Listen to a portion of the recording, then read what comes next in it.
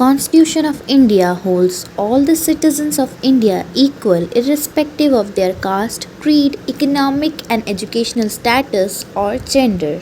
The Constitution of India is the supreme law that lays down rights and duties for its citizens and the government to facilitate the smooth functioning of the country. India has the world's longest and the most detailed constitution. The Constitution can be defined as a book that lists down all the fundamental laws necessary for governing a country.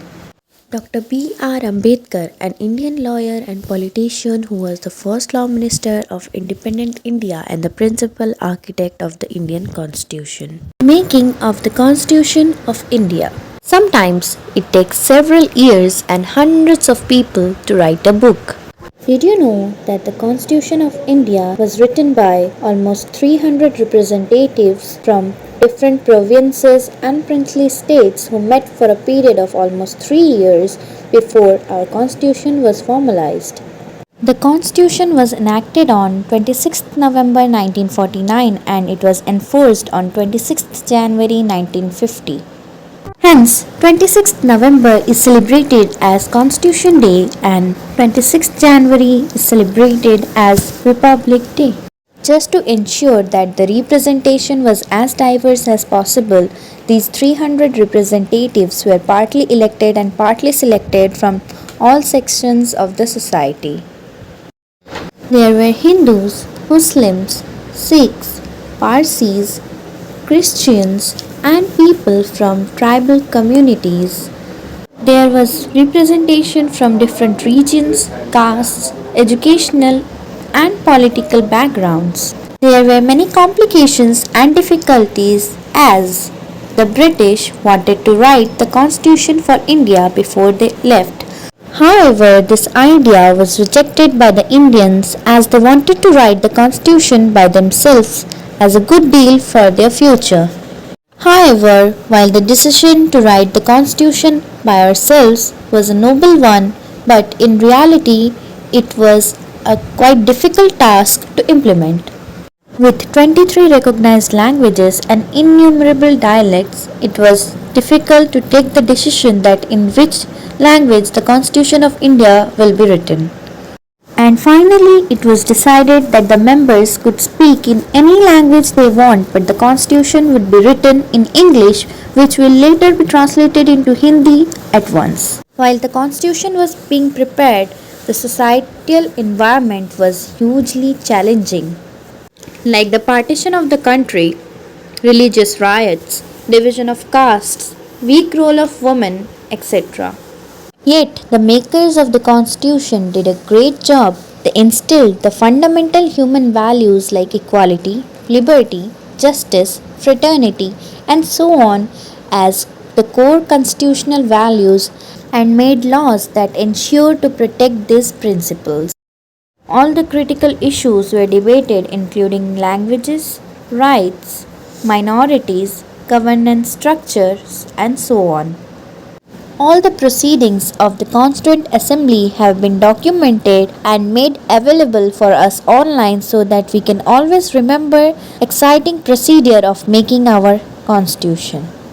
This will guide us to examine our present and help us to play a role in the future as citizens. The rights and the duties.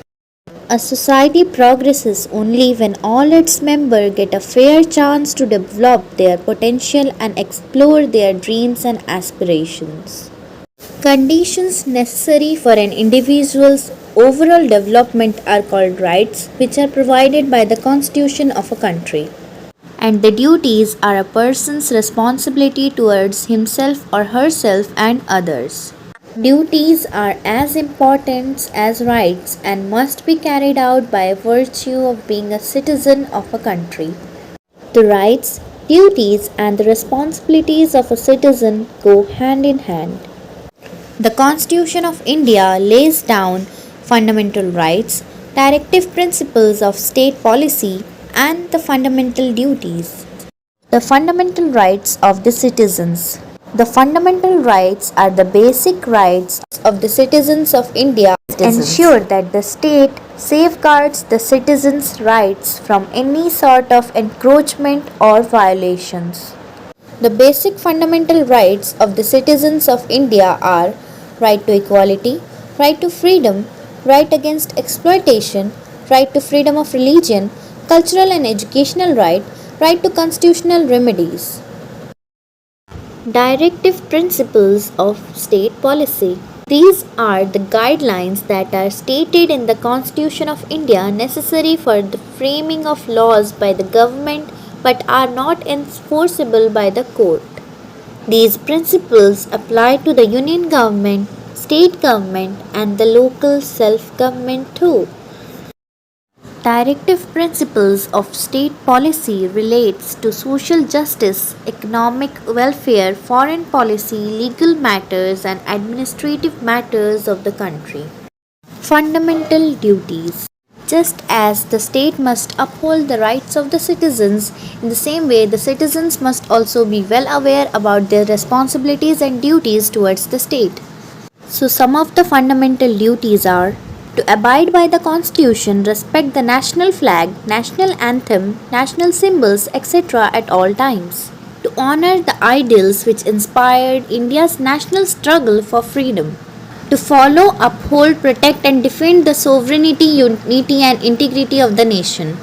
To promote harmony and spirit of brotherhood, religious tolerance and respect for women. To preserve and maintain the heritage and cultural wealth of the country. To respect and protect the environment and public property. To develop a scientific attitude, humanism and the spirit of inquiry and reform.